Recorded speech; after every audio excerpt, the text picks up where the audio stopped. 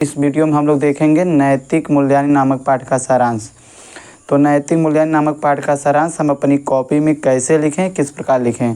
तो यहाँ पर आपका प्रश्नोत्तर नंबर दिया है। प्रश्नोत्तर नंबर कैसा है? 22वां।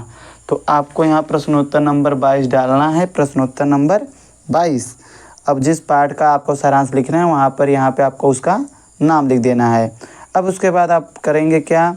अब यहाँ पर एक लाइन लिखेंगे, नैतिक मूल्यांकन नामक पाठ का सारांश हिंदी में निम्नवत है। याद रहे आपको संस्कृत में हिंदी में सारांश लिखना होता है। आपको कोई भी पाठ दिया रहेगा उसका हिंदी में सारांश लिखना होता है प्रश्नोत्तर नंबर 22 के लिए। अब हम लोग इसको डाल दिए हेडिंग। अब पहला है नीति का अर्थ। पहला ही पैराग्राफ है आपका है संस्कृत का। तो चलिए इसमें देखते हैं क्या क्या लिखना होता है। देखिए, ले चलना नीति कहलाता है या ले जाना नीति कहलाता है। नीति के ये मूल्य ही नैतिक मूल्य कहलाते हैं। जिस मार्ग से कार्य करने से मनुष्य का जीवन सुंदर और अच्छी प्रकार से सफल होता है वह नीति कहलाता है। यह नीति केवल मनुष्य और समाज के लिए ही नहीं है अपितु मनुष्य और राजाओं सभी के व्यवहार के लिए होती है। नीति के द्वारा चलने से, व्यवहार करने से प्रजा का, शासकों का और सारे संसार का कल्याण होता है। ये हो गया आपका नीति का अर्थ। अब हम लोग दूसरा देखेंगे, नीति की पुस्तकें एवं नीतिकार। यहाँ पर आप लोग नीति ग्रंथ या नीतिकार भी लिख सकते हैं। तो ये हेडिंग है नीति की पुस्तकें या नीतिकार।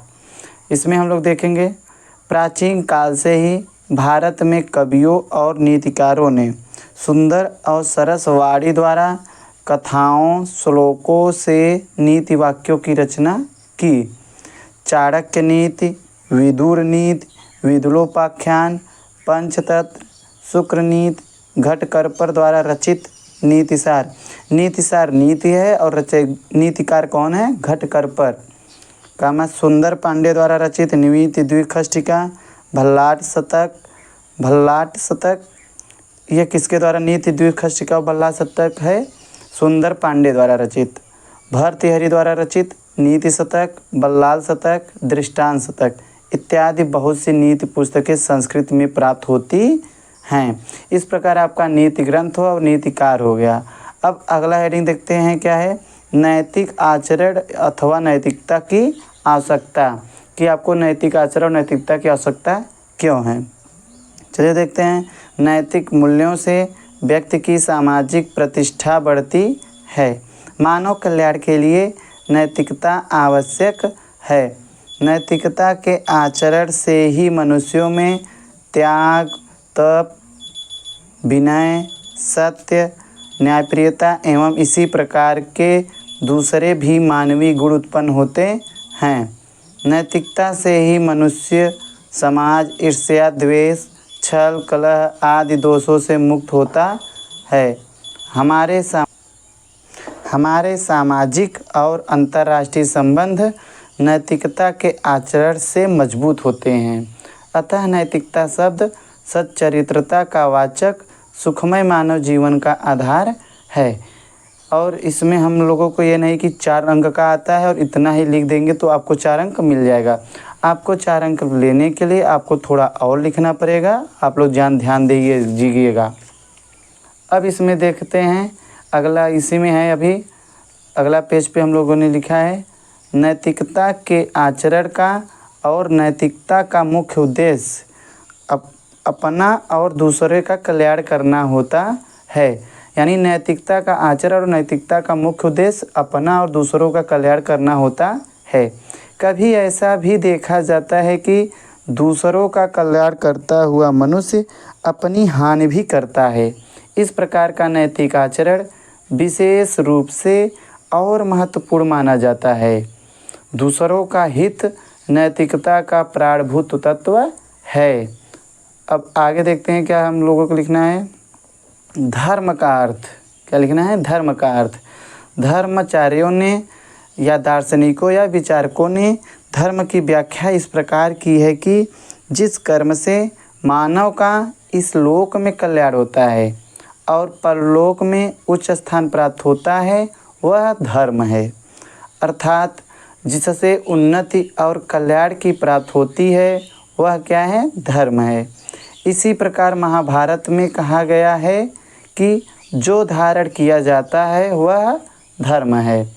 धर्मशास्त्रों के रचयिता मनु ने कहा है, धैर्य, क्षमा, संयम, अचौर्य यानी चोरी न करना, शौच यानी पवित्रता, इंद्रिय निग्रह मतलब अपनी इंद्रियों को वश में करना, बुद्धि, विद्या, सत्य, अक्रोध यानी क्रोध न करना, ये 10 धर्म के लक्षण हैं। धर्म के 10 लक्षण हैं जो कि धर्मशास्त्रों के रचयिता मनु द्वारा वर्णित हैं। इस वीडियो में हम लोगों ने कुछ ऐसे भी लाइन लिए हैं अपनी किताब से जो हम लोगों को बहुविकल्पी प्रश्नों में देखने को मिलेगा। जैसे धर्मशास्त्रों के रचयिता कौन है? मनु हैं। धर्म के कितने लक्षण हैं? मनु द्वारा 10 लक्षण हैं। तो और आपको दिखाई देगा कि ले चलना क्या कहलाती है? नीति कहलाती है। नीति सुंदर पांडे द्वारा रचित कौन सी है? तो इस प्रकार से हम लोग बहुत सारे बहुविकल्पी क्वेश्चनों को भी यहाँ से देख सकते हैं, क्योंकि आपका 20 नंबर का बहुविकल्पी क्वेश्चन आना है। अब अगला हम लोग देखते हैं धर्म और नीति। धर्म और नीति में दृढ़ संबंध दिखाई देता है, परंतु दोनों में अंतर भी है। धर्म शब्द व्यापक है, नीति तो व्याप्त है जो धर्म में ही विलीन हो जाती है। नीति लौकिक कल्याण करती है, परंतु धर्म लौकिक और पारलौकिक दोनों का कल्याण करती है। धैर्य धारण करना, दया करना, सहनशील होना, सत्य बोलना, परोपकारी होना इत्यादि के आचरण में धर्म और नीति दोनों का मिश्रण है। दोनों का समान रूप से आचरण करने से यानी धर्म और नीति का समान रूप से आचरण करने से संसार का परम कल्याण होता है। इस प्रकार आप लोग इस प्रकार हमारा नैतिक मूल्यांकन नामक पाठ का सारांश समाप्त होता है। आप लोग देखे होंगे हम इसमें कोई भी पैराग्राफ जो या हेडिंग डाले हैं उसके तुरंत आगे से ही लिखना शुरू कर दिए हैं। इस प्रकार से आप लोग लिखेंगे तो आपको बहुत ही अच्छा अंक मिलेगा और आप लोग बहुत ही अच्छे मार्क प्राप्त करेंगे। ऐसे ही लिखिएगा। और अगले वीडियो में अब हम लोग जानेंगे कि विश्व कवि रविंद्र नामक पाठ का सारांश, जो बहुत ही महत्वपूर्ण